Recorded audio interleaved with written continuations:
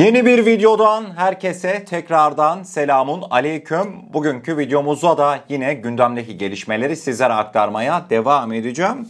Kıymetli dostlar, bugün ilk olarak hep birlikte bir Suriye uzanacağız. Bileceğiniz üzere son birkaç gündür Suriye'de özellikle de YPG PKK'nın tasfiyesi tamamıyla feshi konusunda Şam'da bir takım görüşmeler gerçekleştirilmişti Suriye yönetimiyle YPG'nin sözde temsilcileri. Gerçekleştirilen toplantılarda henüz bir karar çıkmadı. YPG tahmin edeceğiniz üzere süreci elinden geldiğince uzatmaya çalışıyor. Fakat ilginçtir ki dün ABD'nin Türkiye Büyükelçisi Tom Barak, Trump'ın bir numaralı adamlarındandır. Kendisi aynı zamanda Suriye özel temsilcisi oluyor. Tom Barak, terör örgütü YPG PKK'nın Suriye'deki son durumuna ilişkin ABD'nin beklentilerini ilginç bir şekilde dile getirmişti. Açıklamaları isterseniz bir karşımıza gelsin, daha sonrasında yaşanan gelişmeleri hep birlikte yorumlayacağız. ABD'nin Türkiye Büyükelçisi ve Suriye özel temsilcisi Tom Barak, Şam'da Suriye'nin geçici Cumhurbaşkanı Ahmet Şara ile yaptığı görüşmenin ardından terör örgütü YPG'nin Suriye'de özellik talebine kapalı olduklarını açıkladı. Federal bir yapı mümkün değil, tek yol Şam'a bağlanmak diyen Barak, terör örgütü YPG'nin entegrasyon sürecinde yavaş hareket ettiğini söyledi. ABD'nin arabuluculuğunda Mart ayında imzalanan anlaşma kapsamında terör örgütü YPG'nin yeni ulusal orduya entegre edilmesi ve Kuzeydoğu'daki stratejik alanların merkez yönetime devredilmesi öngörülmekteydi. Açıklamalar terör örgütü PKK'nın silah bırakma kararını duyurduğu güne denk geldi. Barak'ın sözleri ABD'nin Suriye'de Birleşik Devlet yapısını desteklediğini net biçimde ortaya koymuştu. Evet, şimdi anlaşıldı mı mevzular? Kıymetli dostlar, çok değil bir hafta öncesine kadar gittiğimizde Suriye'de ilginç görüntüler vardı Suriye sokaklarında, reklam panolarında, billboardlarda. Suriye Devlet Başkanı Ahmet Şara ile ABD Devlet Başkanı Trump'ın beraber böyle fotoğrafları gezmekteydi Suriye'de, billboardlarda, her yerde, Şam'da. Bunun sebebi aslında bu açıklamalarla birlikte daha iyi anlaşılmış oldu. Suriye'de oyun kurallarına göre oynanıyor. Şimdi yeni Suriye yönetimi şöyle bir plan çizmiş. Bu açık ve net. Kimse demesin işte bazı eleştiriler var. Ne oldu işte Ahmet Şara ABD'ye tamamıyla boyun mu eğdi? ABD mi şekillendirecek bundan sonra Suriye'de? ABD falan şekillendirmeyecek Suriye'yi. Şimdi birazdan Türkiye ile atılan ortak adımlar var. Onlara da geleceğiz ama kıymetli dostlar, bu oyunun kurallarında YPG PKK şu vakte kadar ABD sayesinde bölgedeki varlığını devam ettirebildi, değil mi? ABD ile öyle bir oyun oynadı ki yeni Suriye yönetimi, büyük ihtimalle zaten Türkiye'nin de bu konuda desteği hiç inkar edilemez. Ahmet Şara dedi ki Trump'la ben aramı iyi tutarsam ABD ile ilişkilerde yeni Suriye devleti olarak terör örgütü YPG PKK'dan daha iyi bir iletişim kurarsam Amerikalılarla bu süreç bana fayda sağlar demişti. Görmüş olacağınız üzere ABD'den gelen açıklamalarda da zaten bu oyunun aslında kurallarına göre oynandığını net bir şekilde görebiliyoruz. Tom Barak, evet YPG bu vakte kadar işte bizim işimizi gördü, sözde o deyimleri var ya sürekli, DAEŞ'le mücadelede yanımızda durdular, cart curt aynı şeyleri yine dile getirdi fakat süreci de aksatıyorlar. Yani Şam'la ya birleşeceksiniz ya birleşeceksiniz. Bunu ABD'den duymak gerçekten de YPG PKK'nın varlığının bitirilmesi noktasında oldukça önemliydi. Yani biz YPG PKK'yı şu vakte kadar zaten bitirebilirdik ama sürekli önümüze özellikle de o Biden yönetimi yok mu? Biden yönetimi. Biden döneminde zaten biz şimdiye kadar çoktan ipini kesmiştik Suriye'nin kuzeyindeki terör örgütü varlığının ama Biden sürekli bir engeldi. Trump'ın gelmesiyle birlikte bakın Tom Barak tamamıyla 180 derece bir dönüşle tek yol Şam hükümetine bağlanmak. Gidin YPG olarak Şam yönetimine kendi ordularınızı entegre edin. Suriye bölünmeyecek açıklamasını yapmıştı. Yani terör örgütü PKK'nın silah bırakmasıyla birlikte aslında Türkiye Suriye'de de istediği sonuçları almaya başladı. Tom Barak zaten PKK'nın silah bırakmasını da yakından takip ettiğini, bu gelişmelere çok sevindiğini belirtmekteydi. Ama şunu da demeden edemeyeceğim. Günün sonunda ben sizlere ne diyorum işte, ABD PKK silah bırakıyor, çok sevindi. Bu vakte kadar PKK'yı kim desteklemişti? Değil mi? Sizin kafanızdan geçen soru işaretleri benim de aklıma geliyor. Zaten YPG PKK siz olmasaydınız varlığına devam edemezdi ki. Bunca zaman destekle terör örgütlerini, daha sonrasında biz çok sevinçli bir şekilde işte Türkiye'deki durumlar, PKK'nın tasfiyesi, YPG PKK'nın Şam'a entegre oluşu falan, biz bu durumu mutlulukla karşılıyoruz. Yemezler. YPG PKK'nın bu duruma gelmesinin en önemli sebebi, altını çiziyorum, en önemli sebebi Türk Silahlı Kuvvetleri'nin özellikle şu son 5-10 yıl içerisinde yaşamış olduğu gerçekten de çok büyük devrim. Biz kendi ordumuzun gücünü özellikle de insan hava araçları noktasında o kadar geliştirmiştik ki zaten son dönemde YPG, PKK'lı teröristler kendileri diyorlar mağaradan kafamızı çıkartamıyoruz. Mağaradan çıkamadıkları için terör örgütü üyeleri hepsi kilo almaya başladı. Yani böyle bir duruma sokmuştuk biz onları. Türkiye'nin başarılı askeri politikası aslında bu silahları bırakma eylemini de getirmiş oldu. Yoksa dediğim gibi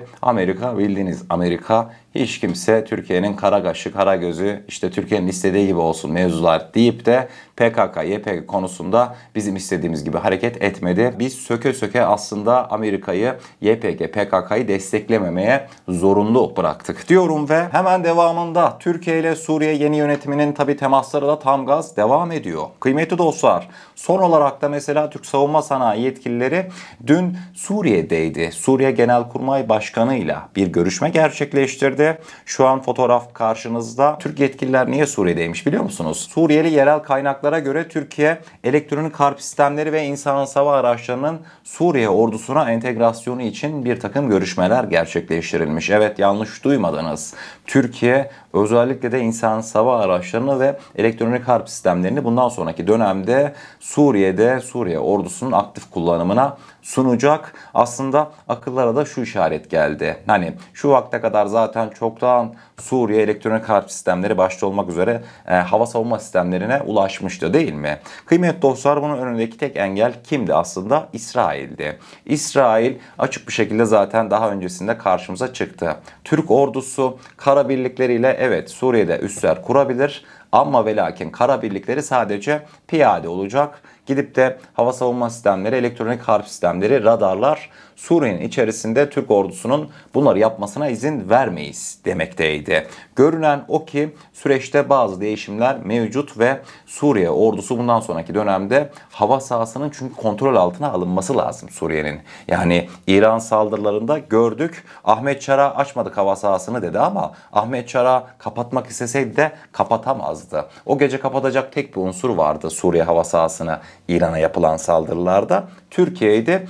Tabii ki de diplomatik şartlardan dolayı böyle bir şeyin oluru yoktu. Bundan dolayı Suriye'nin bir an önce hava savunma sistemlerine, radar ağlarına, elektronik harp sistemlerine kavuşması lazım. Düşünsenize tepenizde uçan uçağa hiçbir şey yapamıyorsunuz. Sizin hava sahanız ama elinizde araç gereç olmadığından dolayı sadece izlemekle yetiniyorsunuz. O da görebilirseniz. Bundan dolayı Türkiye bu konuda da elini taşın altına koyacak. Bu görüşmelerin hiçbirisi öyle rastlantı değil. Bundan sonraki süreçte Suriye'nin hava sahasının güvenliği önceden de zaten belirtiyorduk. Tamamıyla Türkiye'nin kontrolünde Suriye hükümeti tarafından sağlanacak diyorum ve hemen devamında bugün Türkiye'nin talip olduğu savaş uçaklarına ilişkin de yine son açıklamalar mevcut muhataplarından. Gerek İngiltere Eurofighter mevzusu gerekse de Amerika F-35 mevzusu. İlk olarak mesela F-35 mevzusundaki yeni gelişmelere bir gitmek isteyeceğim. Hatırlarsınız 2-3 sene kadar öncesine gittiğimizde Bob Menendez diye bir tane manyak herif vardı Amerika'da. Sürekli işte Türkiye'ye karşıt lobicilik yapan Yunan Ermeni destekçisiydi. Şu an Bob Menendez 10-15 yıl KODES'te dolandırıcılıktan yakalandı. Paçayı ele verdi. Şu an hapiste. Fakat Bob Menendez'in yerine yine Amerika'da Türkiye karşıtı birisi çıkmaz mı? Hiç merak etmeyin. Çıktı. Bu kez de ABD Senatosu Dış İlişkiler Komitesi'nin kıdemli üyelerinden olan James Rich karşımıza çıkıyor. James Rich geçtiğimiz günlerde Türkiye'ye F-35 satışına ilişkin dikkat çekici cümleler kurmuştu. Ne diyordu? Türkiye'ye satılması planlanan F-35'leri askıya alan bendim ve elimde tutmaya devam edeceğim sözleriyle bu tutumunu sürdüreceğini belirtti. Rich kararının arkasında çeşitli nedenler bulunduğunu vurguladı ancak detay vermedi. Açıklamasında Yunanistan'a da değinen Rich, buraya dikkat edin, Yunanlılar uzun zamandır bu konularda yardım talep ediyor ve haklılar ifadelerini kullandı. Yani James Rich diyor ki Yunanlılar bize rica etti. Türklere gözünüzü seveyim bizden önce eğer verecekseniz bile F-35'leri sakın vermeyin. Yunanlıların kafasındaki plan ne ki 2028 gibi işte F-35'ler gelecek. Türklere karşı hava üstünlüğünü sağlayacağız. Milli Muharip Uçak denklemin dışında tutuyor Yunanlılar. Çünkü niye? O konuda zaten kendi Yunan halkına gerçekleri söyleyemezler. Bundan dolayı Yunanların şu an tek sığınacak noktası her zaman gibi ABD. ABD'ye sürekli baskıları var. Bu James Rich'te görünen o ki Yunan lobisinin yeni sözcülerinden bir tanesi olacak. Ama ve lakin bu mevzu Trump'la biter. Trump Türkiye F-35 projesine geri alınsın, Türkiye F-35'ler verilsin dediği anda bu James Rich'i ortalıkta falan göremezsiniz. Onu da belirtmek isterim. Bir yandan da aman F-35'inizi vermezseniz vermeyin, başınıza çalın dediğinizi de duyuyorum ama devlet yetkililerimiz farklı düşünüyor. O F-35'ler illaki alınacak görüşü hakim. Orasına artık ben karışmıyorum. Hemen devamında İngiltere'den de bazı açıklamalar var Eurofighter alımına ilişkin. İngiltere'de tabii tahmin edeceğiniz üzere hava birazcık toz pembe, iyi gidiyor. Son olarak da mesela İngiltere'nin İstanbul Başkonsolosu Kenan Poleo diyordu ki şu anda Türkiye'ye Eurofighter Typhoon satışına ilişkin görüşmeler oldukça olumlu. Bu konuda 4 ülkenin hepsinin de Türkiye'nin Eurofighter Typhoon uçaklarını aldığını görmek konusunda istekli olduğundan eminiz. Bu diyalogları ve görüşmeleri sürdürelim. Türkiye bizim için çok önemli bir ortak ve kilit bir NATO müttefiki diyordu. Eurofighter Typhoon'ların şimdi üretim hattında da bir duraksama varmış. Yeni sipariş olmadığından dolayı şu an üretim hatları durmuş. Aslında Eurofighter mevzusunda şu an her şey Türkiye'nin istediği gibi, hatta üretim bantları bile bizi bekliyor. Bir sipariş gelse de Eurofighter tekrardan bir yükselişe geçse onların da işine gelecek. Dediğim gibi sonuçta biz bunları beleşe almayacağız. Gideceğiz, parasını verip de alacağız. Bundan dolayı aslında yavaş yavaş Eurofighter mevzusunun önü F-35 mevzusundan daha hızlı açılacak. Onu belirtmek istiyorum diyorum ve bugünkü videomuzun sonuna gelmiş oluyoruz. Eğer kanalımıza ilk defa gelmekteyseniz kanalımıza abone olarak bizlere destek olabilirsiniz. Videomuzu gerçekten beğenmişseniz aşağıda bulunan beğen butonuna basarsanız bizleri oldukça mutlu edersiniz. O zaman ne diyelim? Kendinize çok iyi bakın.